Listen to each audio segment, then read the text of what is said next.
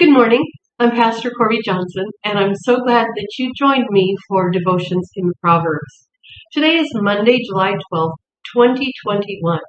I wonder what day it is that you're watching this devotion. Our proverb is Proverb 21 through 24. And if it's your first time with me, I use different versions of the Bible to give a rich view, an overall view of what the Bible is saying. I think it's a healthy thing to do. Today is a New International Version that I'm reading from. And then after our scripture, we have 4 different sections. We have an imagine section, an activity, an action, and a focus verse. So I'm going to start with the focus verse and end with the focus verse today so you can get a feel for where we're going. Those who guard their mouths and their tongues keep themselves from calamity. That's a good focus verse, isn't it? Now let's hear the rest. Whoever pursues righteousness and love finds life. Whoever pursues righteousness and love finds life, prosperity, and honor.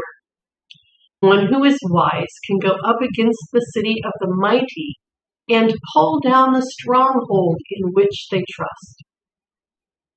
Those who guard their mouths and their tongues keep themselves from calamity. The proud and arrogant person, mocker is his name, behaves with insolent fury. That's a lot in just 3 verses, isn't it? But focusing on those who guard their mouths and their tongues keep themselves from calamity, I want you to imagine a time. Imagine a time when you, in anger or frustration, couldn't keep your mouth shut. You couldn't stop from telling someone off.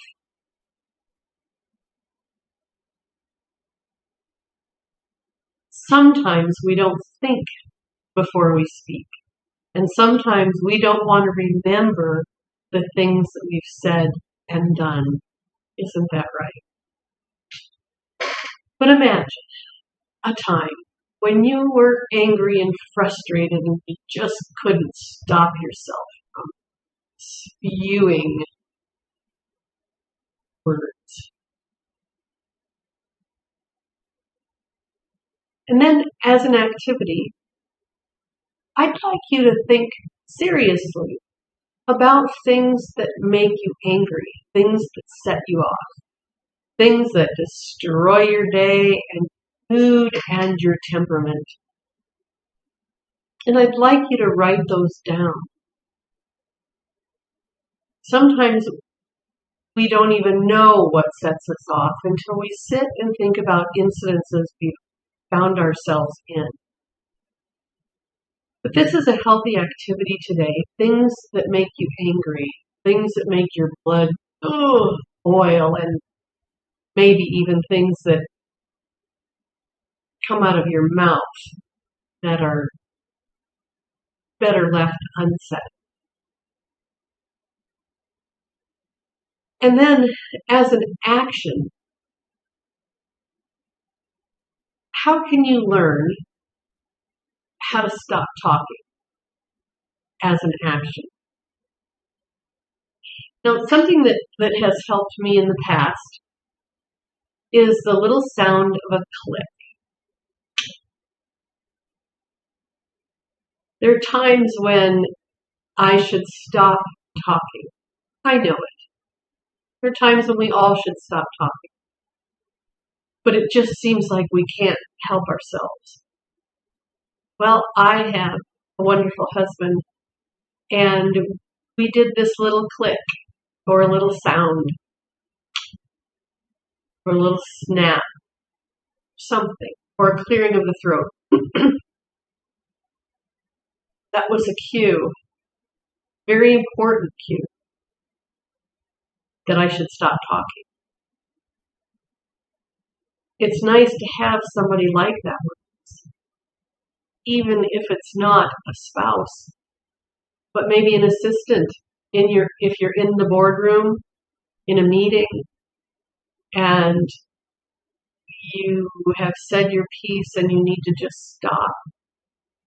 That little click, snap, or tap is very helpful to get your mind to get off that track. Our focus verse: those who guard their mouths and their tongues keep themselves from calamity. Well, thank you for joining me today. I am getting on the right track. We have Vacation Bible School, and we are doing On Track with Jesus. And I am very excited to be one of the leaders. So, thank you for joining me, and I hope you join me again tomorrow. God's blessings.